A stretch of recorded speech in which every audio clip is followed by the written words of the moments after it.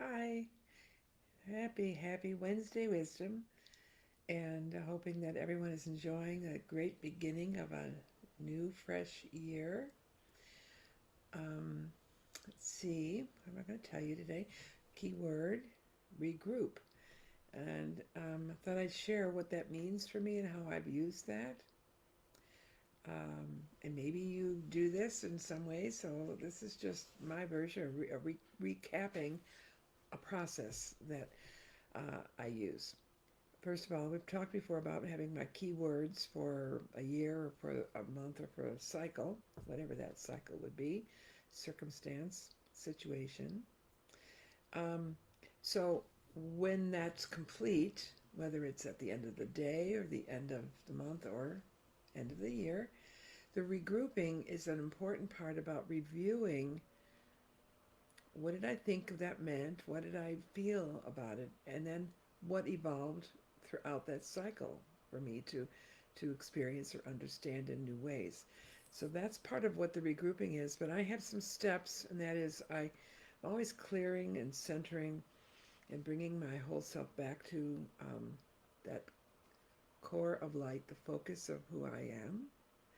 And then I just seek for throughout that cycle, let's say this is for the end of a year, I might go month by month asking for highlights, asking my inner guidance to show me or remind me of highlights of that time.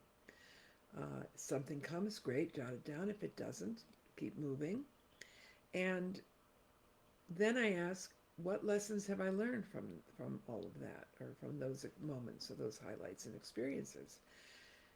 Um, and then I would ask, um, what choices have I made about my lesson, what I've learned, or what I have resisted? What have my choices been? And then wrapping all that up is the place where I mm, bless those things with my gratitude, my forgiveness, so that that clears and opens me for whatever the next new phase will be. Now, sometimes I will get a repeat of a word or a key element, such as, on a date, well, this is day 3 in a row of whatever the word is, or this on, maybe my years. It can be repetitive, but it's always going to be fresh and new based on how I've expressed and experienced whatever that has meant during those cycles. So I'm inviting, if you haven't done that for the year, as we're going still sort of, some of us not sure what day of the week it is right now. Um, when a holiday such as these events of Christmas and New Year's fall in the midweek, it can throw people's energy off as to now, is it a weekend? Is what day is it? And so on. But anyway, so wherever you are, you can still regroup the year. It doesn't have to be a long process. You could use a tool like writing the key elements down, or just staying present with your breath and in the awareness. I recommend, when I'm doing this anyway, I don't like to get too mental about it. I do want to look for my thoughts or my understandings of it without reviewing in depth traumas and dramas that might have been associated with it. Acknowledge them and keep the energy open so that there is room for quick transmutation and elevation into something fresh and new. So, anyway, that's my review of regrouping. And jot me a note if you have done this in this way or in some other ways, and how you do this. Some circles and churches will do burning bowl ceremonies at the end of a year, or a white stone ceremony, getting the key word from your divine guidance for your year. There's many ways in which that can come forth for people. So I invite you to make sure you don't postpone that, if you haven't done it, too far into this next cycle, so that you can really be complete with where you've been and where you now see more clearly where you are choosing to move forward. I think that's it. So I'm going to leave and see what Spirit has for us all today.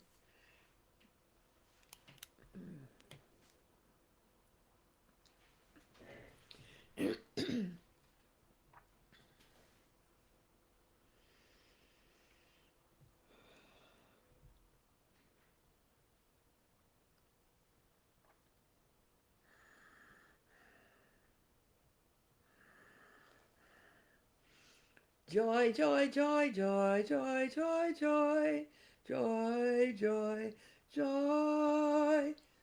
I am known as Archangel Raphael's friend, and Archangel Uriel's friend, and Archangel Gabriel's friend, and Archangel Michael's friend, and so on and so on. I am called Jophiel, or Jophiel, if you are in that way of speaking. So what I wanted to give you this day is a little hint at finding joy where you don't know it exists, where you don't feel it exists, where you barely can find a sense of a glimmer of a memory of joy. Perhaps you've known those kinds of moments, those days, those life circumstances. To be in joy does not mean that all discomfort is gone, or that all pain or disruptive uncertainties is evaporated. It means for you that it is your focus on an element of life's possibilities beyond needing a reason to have happiness, to be in joy. If you consider, when was the last time in your earthly days did you feel joy? Perhaps there was a moment in these recent holidays you might have played with, or perhaps you were feeling it's not there and I am not happy, I'm not satisfied, I don't know where joy is. I don't feel I have purpose in my life, and where is my joy, and blah, blah, blah. Perhaps those have been some of the thoughts and feelings you've been calling into your reality. So it isn't about that you choose to run about shouting happiness and joy and throwing glitter into the air constantly, because that may not be your best expression of joy. Maybe your best expression of joy is the deep breath and the giving yourself permission, and perhaps almost commanding that your lips curl just a slight amount into a smile as you relax the gentleness of breath. Do you have to know why are you smiling? Because I said to? Because you must? Because it's what? You don't have to have a reason for it. Suppose you do that. Then what? With a gentle breath and a slightly curled lip in that upward way, perhaps you will begin to feel some peace. You will perhaps begin to recognize that the thoughts and experiences, the planning, the undoing, the unraveling of life is not without a possibility of peace and joy. Then, when you have even acknowledged that's possible, place your loving hand into the place where you envision it filled with a light. A white light, a golden light, a pink light. It doesn't really matter so much. And call that into your being.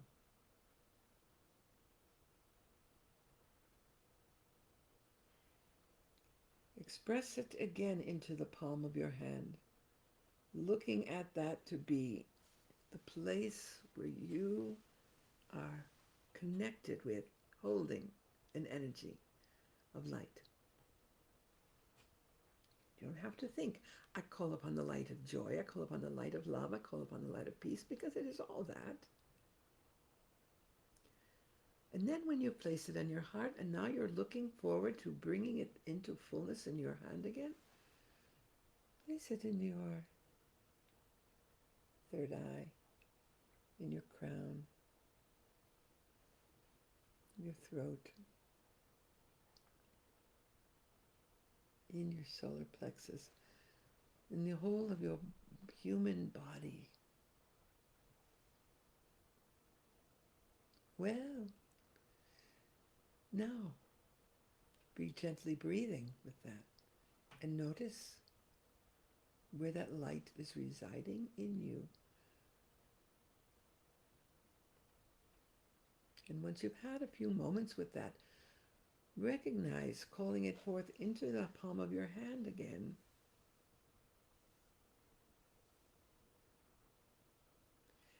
And being in the place where the hands touch. Can you see this?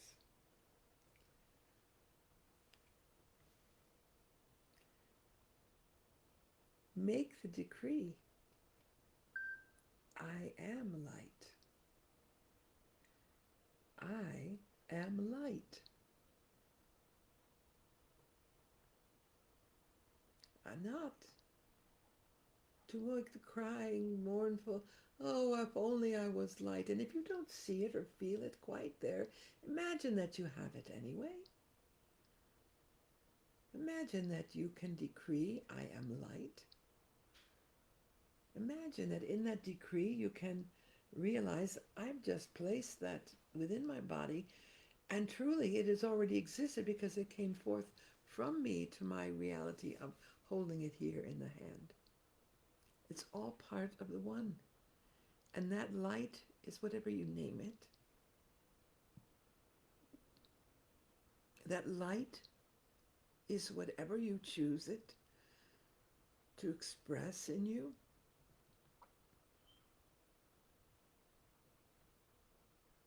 I allow joy to be in me, in my light. I am joy. Is joy a degree of happiness? Some would define it so. Is it exuberance? Some might define it so. Is it a state of settled peace? Satisfaction of fullness? Some might say so.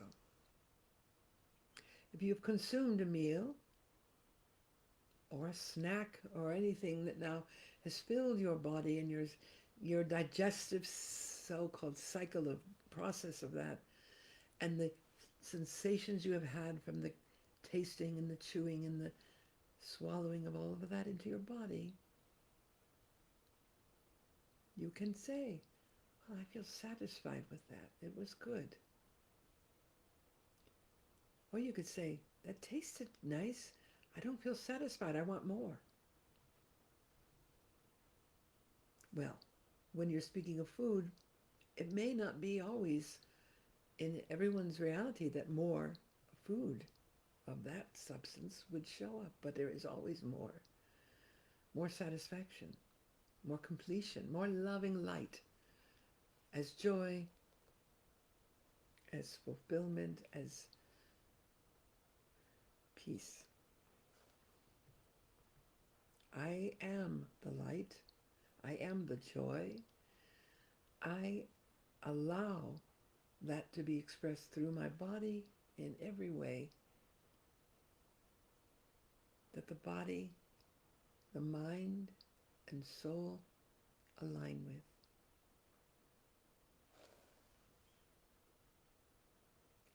So if you think joy is only a state of extreme happiness, and your life does not present the mental aspect of satisfaction, and that happiness seems elusive, based on circumstances, based on elements that are not in your human control, is it still possible to claim joy?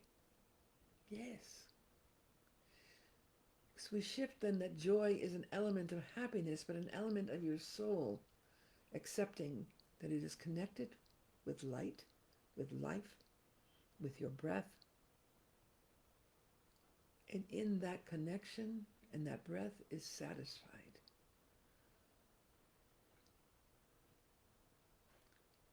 It is complete. It is joyful.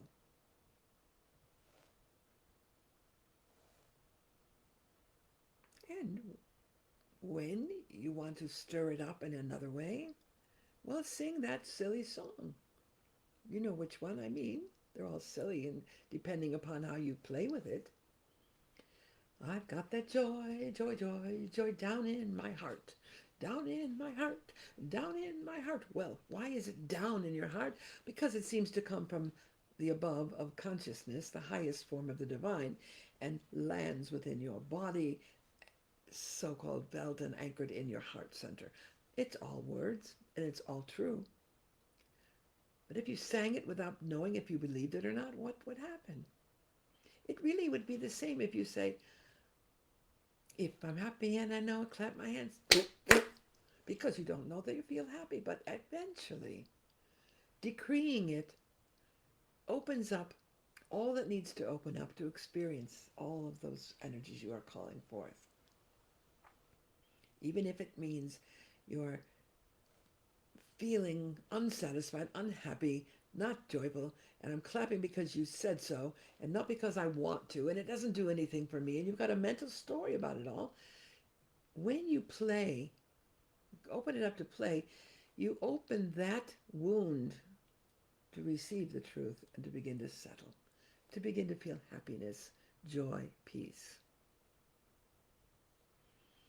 The world sucks. You might be thinking, why am I happy? The world is not happy. Why am I happy? This is not going well.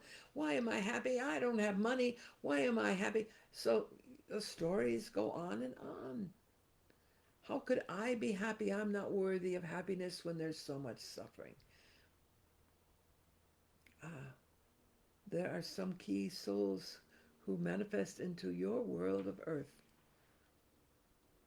to be in focus of alleviating by intention the suffering of humanity. But they do not alleviate it by suffering. They do not remove someone's suffering and suffer for them. Most of these souls help to alleviate the suffering of humanity by their own transformation, by their own choice of healing the suffering within and allowing more joy, more light to shine forth. So when you are having whatever happens to your human experience of not feeling the joy, the peace, the happiness, no matter the stories about why and how it is so, if you decree it so, you will feel that putting the light energy into the place where it is perhaps resisted by that old story. What if it begins to move through the cracks in the story and the light comes in and the truth becomes settled and the story becomes a story? It stops being the way you've made it true, and it becomes an interesting story of how you have lived and how it is possible now being transmuted into all that is possible, into the potential of love, of light, of joy. In the angelic world of love. We're not here to fix it with you or for you, but to continue to pour the light and the truth into your open heart-mind, so that you begin to access that as something deep within yourself, that there becomes now a breaking apart of an old story, a breaking apart of old pain and old suffering, because it no longer serves, and it becomes possible to shift it completely. It becomes possible that you choose joy. It's not to say, I choose joy and I have no knowledge of pain, suffering in my life or others. No, you have the knowledge, you have the feeling, and you have your experience. But when you claim joy, you're able to be in that painful, distorted, uncomfortable experience in a way that opens it for deeper healing? Can joy exist when you feel and have defined yourself in a limitation of pain, suffering, or distortion? Of course it exists. It is the nature of all that is. You are light, whether you understand it, believe it or not. You are love. That is all that you come through and of and express, even when you define it otherwise, experience it otherwise.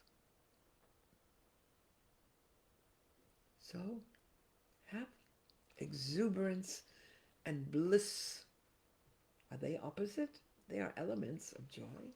Bliss can be a quieter state of joy, but it doesn't mean it cannot also be blissful exuberance. Play with joy. Let joy play in you. In that which we are, we say, thank you for the light you bring, for the light that continually opens the vision, opens the experience, opens the communication with all that is. Hallelujah.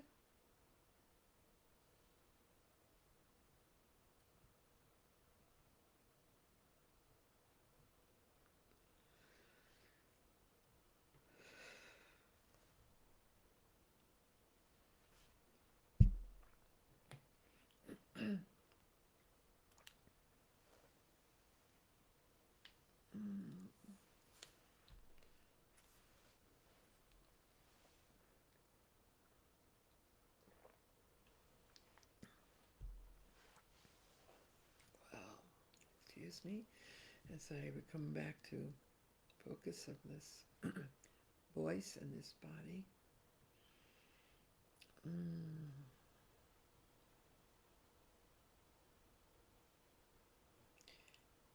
So things are shifting, always. We send our loving blessings to those experiencing difficult manifestations of shifts, whether that's weather patterns, fires, water and flooding, earthquakes, physically, or those ideas and elements that might be internal. Sometimes, well, how would Saint Germain say it to me? Shift happens. And in the shift happening, it's rocking and shaking and transforming an experience. And it's where I'm learning to go in the flow of it rather than resist it. Yeah, but that wasn't my plan, I might be yelling to Spirit. Or that wasn't the way I thought this was going to be, I might be complaining. And Spirit reminds me, go with the flow. Shift.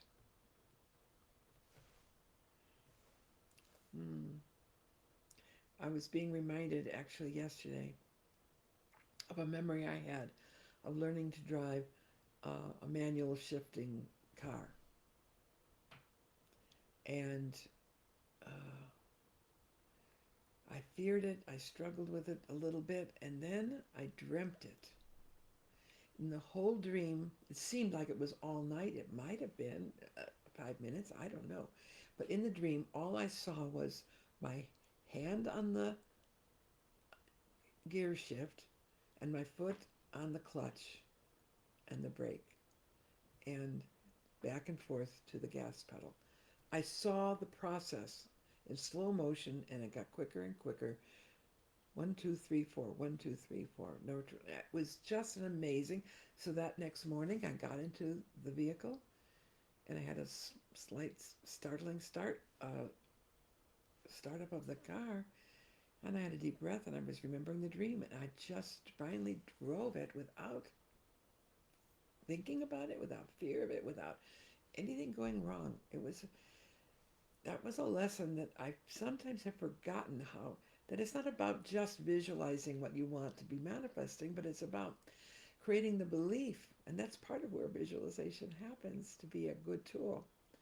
Creating the belief of what's possible. And that in shifting from first, second, third, and fourth gear in that car, I was creating greater acceleration, greater momentum, smoother driving. I learned to downshift it. I learned all kinds of fun things once I got to the place where I was not in fear or in judgment about myself or the car or the whole thing. So I guess that lesson was, I was being reminded about shifting from one plan to another plan, one intention to another version of that, all these things, because I thought I was clear about all my intentions in certain directions, and Spirit is going, well, guess what? That's all possible, but what if this and what if that? And it's like, so just my own reminder as I'm being shown, that was part of my journey, was recalling some lessons about shifting, not the car in this journey, but, just going with the flow of it. I guess it comes back to the driving the car, because I'm seeing right now in my mind, sometimes my intention is, or my driving is, I want to go forward, but there's a roadblock, so I turn to right and I take another detour around things rather than just to stay in one place. Sometimes that doesn't seem possible, but energetically it's always possible to make a shift of what direction you think you need to go and why, and then enjoy the rest of it somehow. I'm not a master in all that. I'm still learning it, so I'm reminding you to play with shifting gears, shifting direction, shifting your thoughts. Thank you, my friends, for being part of this day and my journey of reminding about shifting, about regrouping. So it makes the shifting a little easier. Until next time, have a beautiful, beautiful rest of your day.